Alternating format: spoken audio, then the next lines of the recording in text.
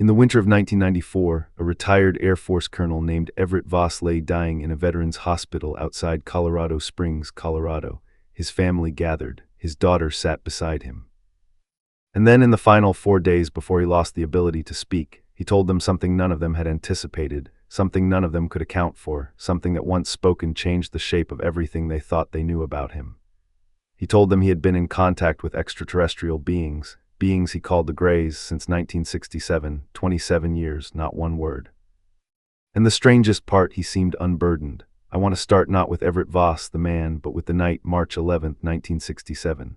That's the date his family pieced together from fragments, a notation in a service diary, a gap in his flight log his daughter Miriam noticed years later, a single line in a letter to a fellow officer that no one examined carefully until after the confession. March 11, 1967, a Saturday. Everett was 31 years old, a captain at the time, assigned to a radar calibration detachment outside Malmstrom Air Force Base in Montana. He had been tasked with overseeing a perimeter sensor upgrade, the precise nature of which his family says he never fully described even at the end. That night, according to what he told his daughter Miriam in those final hours, Everett was driving back from a remote monitoring station along an access road north of the base when his staff car simply stopped. Not slowed, not sputtered, stopped, engine dead, dashboard dark, headlights off. He described the silence that followed as something outside his previous experience, complete in a way ordinary quiet never is, as though sound itself had been removed rather than merely absent. He sat without moving for what he estimated was several minutes, and then the light came. He described it as coming from directly ahead, low over the tree line, a source of illumination his officer's mind could not map onto any known category. It did not behave the way light behaves. It was simply present uniformly in a way that eliminated shadow entirely. He described looking down at his hands on the wheel and observing that neither hand cast a shadow onto the other. He said he sat with that observation for a moment before he understood what it meant. That detail, the careful instrumental registration of a physical impossibility, is the kind of thing that stays with me. It's not embellishment, it's notation. He got out of the car. He said later he wasn't sure he chose to. Standing on that road, Everett says he encountered two figures, not one, two. He described them consistently in those final hours, and in a partial disclosure his daughter Miriam says he made during a bout of fever in 1979, which she had attributed to delirium at the time, as roughly 4 feet tall, with proportions he described as considered large craniums, eyes that were dark and depthless, and he said, patient in a way that unsettled him more than anything else. No audible communication, no visible mouth movement, and yet communication. Clear, structured, purposeful communication. Everett used a word that Miriam has repeated to me carefully, each time with the same emphasis, arrival. He said the communication felt like something arriving, not transmitted from outside, arriving the way weather arrives, already committed to exactly that place. Information, or something functioning like information, arrived without any of the mechanical infrastructure human communication requires. The encounter lasted, by Everett's estimation, between 1 hour and 3. He could not be certain. His watch had stopped. When he finally returned to base housing, it was past 5 in the morning. His shift log showed him signing off at 11:40. The gap was nearly 5 hours. Everett believed it was far less. That gap does not close when you look at it directly. It just sits there. Here is what the available evidence, fragmentary, imperfect, persistent, suggests happened after that night in 1967. Everett Voss did not try to forget. His daughter Miriam, who lived with him throughout the late 1960s, noticed a change she described in a letter to her aunt as a new kind of quiet, not withdrawal, not disturbance, a quality of attentiveness that hadn't been there before. Everett began to cancel plans, not frequently and not without apology, but with a pattern that Miriam says only became visible in retrospect. Always on short notice, always vague, always followed by Everett being unreachable for 2 or 3 days. 5 such absences in the 16 months following March 1967. I want to be careful here. 5 absences prove nothing. But the deeper I moved into the timeline Everett's family reconstructed, the more these isolated absences began to cluster. And clusters in any investigation are the thing you can't afford to ignore. By 1970, Everett had been reassigned to a classified electronic warfare program at a facility outside Colorado Springs, working on the design and calibration of low-frequency detection arrays. According to records his son-in-law Gareth obtained through a records request in 2011, the equipment Everett worked on was calibrated to frequency bands that at that time had essentially no operational application.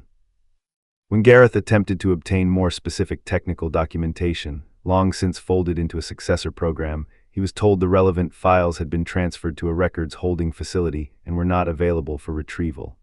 Not destroyed, transferred, stored somewhere, accessible in principle to someone for some reason. There is a particular texture to that kind of bureaucratic language, polite, technically precise. It forecloses inquiry without appearing to, and in my experience, that texture accumulates most densely around things someone made a deliberate decision about. What was Everett calibrating in 1970? His family doesn't know, but they know what Miriam found in a storage locker when clearing his effects after his death. 3 handmade electronic assemblies built on boards Everett had apparently fabricated himself. Her husband Gareth, who holds a degree in electrical engineering, examined them and described the components as inconsistently matched. Not incompetent, inconsistently matched, as though selected according to a different logic entirely. Gareth brought one assembly to a colleague at the Air Force Academy who looked at it for some time and said it appeared to be a receiving apparatus configured for a frequency range he couldn't immediately identify. He said it wasn't a configuration he recognized from any application he was familiar with. He did not ask to keep it. Everett Voss was by all accounts a disciplined man. His daughter Miriam describes him as controlled. Fellow officers used words like exacting and unflappable. He was not a man who reached for metaphor when a technical description would do, which is what makes the vocabulary he used in those final hours so striking. At some point during the contacts, which the family believes occurred at irregular intervals through the 1970s and into the 1980s, Everett said the beings communicated something he spent years attempting to render in terms a human mind could hold. He described the communications as woven, not layered, woven the way a single thread runs through an entire fabric so that pulling on one point moves the whole. Trying to extract a single clean meaning was like trying to isolate one thread without disturbing the cloth. He said they communicated something about time, not clock time, time as an experience. He said they seemed to suggest that their relationship to what we call sequence, before and after, cause and effect, was categorically different from the human version, that they did not experience the universe as events arranged along a line. He called it continuity, not permanence. Continuity, the specific word an engineer would use for a circuit in which no connection is ever broken. His family says he was very deliberate in choosing it, and this, he told Miriam, that he did not believe the contacts were initiated solely by the beings. He said he had come to understand, not through instruction but through accumulated experience, what kind of internal state made the impressions accessible. Not a matter of reaching toward them, a matter of achieving a particular stillness in which something apparently always present became perceptible. He described it as the difference between an antenna that is connected and one that is aligned. He had, in other words, learned to be aligned. Between 1981 and 1989, the external record of anything unusual in Everett Voss's life goes quiet. He was present, visible, functional. He went to work. He retired with full honors. He visited his grandchildren. He is in the photographs from those years, usually composed, occasionally caught in a candid that Miriam says always made her feel, looking back, that he was slightly elsewhere. Miriam told me something Gareth confirmed independently. During the mid-1980s, Everett had reached a state she found difficult to describe without sounding as though she were describing something mystical, which she said was not her intention. She said he had achieved an equilibrium she had never seen in him before, as though he had made peace with something enormous and was now simply living alongside it. She said sometimes she would have the feeling, sitting in a room with him, that beneath the ordinary surface of his presence there was another layer of activity, quiet and continuous and inaccessible. She said she never asked. She wasn't sure she could have formed the question. Everett's former subordinate at the Colorado Springs facility, a man named Walter Neame, who worked under him for nearly 6 years and whom Gareth reached through a veterans correspondence network, wrote that Everett had occasionally made remarks he had filed away as eccentricities. He recalled one specific moment, a morning briefing break in the autumn of 1972.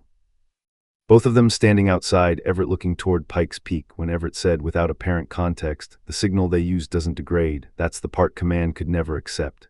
Neame had asked what he meant. Everett looked at him steadily for a moment, then went back inside. Neame said he had thought about that remark on and off for over 30 years. This is the part I approach most carefully. Everett's deathbed account, as recalled by Miriam and Gareth, and partially corroborated by an attending nurse who remained in the room and whom Gareth spoke with in 2013, included not just descriptions of the contacts, but specific fragments of their content. Things impressed upon him that he had spent nearly 3 decades attempting to understand alone. He said the beings communicated something about command, specifically about what human institutions believe they are doing when they classify something versus what they are actually doing. He said they seem to suggest that secrecy is not containment, that the act of concealing something participates in shaping what that thing becomes. He found this unsettling, not because it was strange, but because it sounded to his military mind less like philosophy and more like doctrine. He said they communicated something about the scope of their activity. Not the details, those were not shared with him, and he did not believe they were his to know, but the scale. A persistent impression across multiple contacts of something vast and patient and ongoing, measured not in years or decades, but in something he had no unit for. He was aware he represented one node in a much larger network of contacts. He did not know the shape of the network.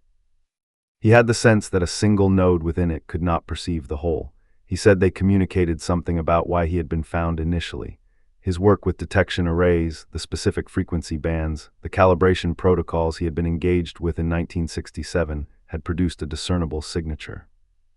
He had, without knowing it, been making a kind of noise in a spectrum they were attending to. He used the phrase an open channel. His technical work had been, from their perspective, an open channel. He hadn't known it was there, but something on the other side had noticed the traffic. I want to be precise about what Everett's family experienced after the confession. They did not disbelieve him.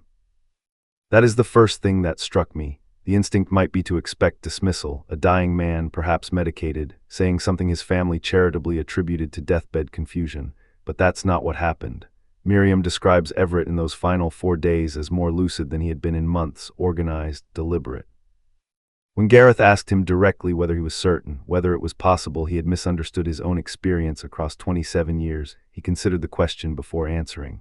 He said, "I have misunderstood many orders in my life. I don't believe I misunderstood this." His son-in-law Gareth spent nearly 12 years afterward doing what most people never get to watch happen. Quietly building a record, not publishing, not broadcasting, filing records requests corresponding with archivists, driving to Malmstrom, he tracked down Walter Neame and the Air Force Academy engineer and the nurse. He assembled a file that runs to several hundred pages and that he has not shared publicly except in limited portions with me. He worries that the public frame for a story like this one is too loud, that the specific details, the access road north of the base, the word arrival, the open channel, what Everett said looking at Pikes Peak, lose their weight the moment they are set beside every other account that has ever circulated about contact with non-human beings. That specificity is the first casualty of the broader conversation. He might be right. There is a category of evidence investigators rarely discuss because it resists quantification. I'll call it the evidence of character, not the absence of documentation, though that matters. The absence of the kind of person Everett was from the kind of story he told. Everett Voss was not by any account a man given to fantasy. He did not read science fiction. He showed no documented interest in the paranormal before or after March 1967. His bookshelves, according to Miriam, held military history, technical journals, and hunting magazines. His correspondence deals with practical matters, service logistics, family affairs, the occasional dry observation about weather or the Broncos. He was not primed for this story. He did not arrive at it through a culture of belief. He arrived at it through a Saturday night on an access road that disrupted the otherwise orderly trajectory of a disciplined military mind. That disruption became the organizing principle of his inner life, hidden from everyone who loved him, carried alone for 27 years, released only when there was nothing left to protect. Why protect it? What was he protecting it from? And who, or what, was he protecting it for? I have spent a long time now with the account of Everett Voss. I have read the portions of Gareth's file that Gareth permitted me to read. I have looked at photographs of the components Miriam found in the storage locker. I have read Walter Neame's correspondence. I have thought about the light that cast no shadows on an access road north of Malmstrom on a March night in 1967. I am not prepared to tell you that Everett Voss communicated with extraterrestrial beings for 27 years. I am not prepared to tell you that the Greys exist, that they are conducting a patient and distributed project of contact across decades, that certain technical work produces signatures visible to non-human perception. I am not prepared to tell you any of that. But I am not prepared to dismiss it either, because the pattern that emerges from the evidence, fragmentary, imperfect, resistant to clean conclusion, does not look like the pattern of a lie. It looks like the pattern of a secret. Lies tend to be smooth. Secrets tend to be jagged, leaking at the edges, maintained at a cost you can see written on the people who kept them. Everett paid that cost. His family pays something different now, not the secret itself, but the knowledge that there was one. If the contacts were real, what did the Greys learn from Everett Voss over 27 years of woven impressions and late-night stillness that required him specifically? If his work made him detectable, an open channel in a spectrum they were watching, how many other officers at how many other installations across Montana and Colorado in the late 1960s were equally visible? How many came home from remote monitoring stations, said nothing, and went on to live disciplined, quiet lives with something enormous in permanent residence, what is still in storage lockers? What is still transferred to records holding facilities, not destroyed, not lost, just set aside until someone decides the time has come? What was the program? What was Everett's portion of it? And somewhere in whatever constitutes their experience of continuity, that unbroken circuit in which our before and after collapse into something we have no instruments to measure, is there still, in some sense, an open channel? I don't know. I'm not sure I'm supposed to.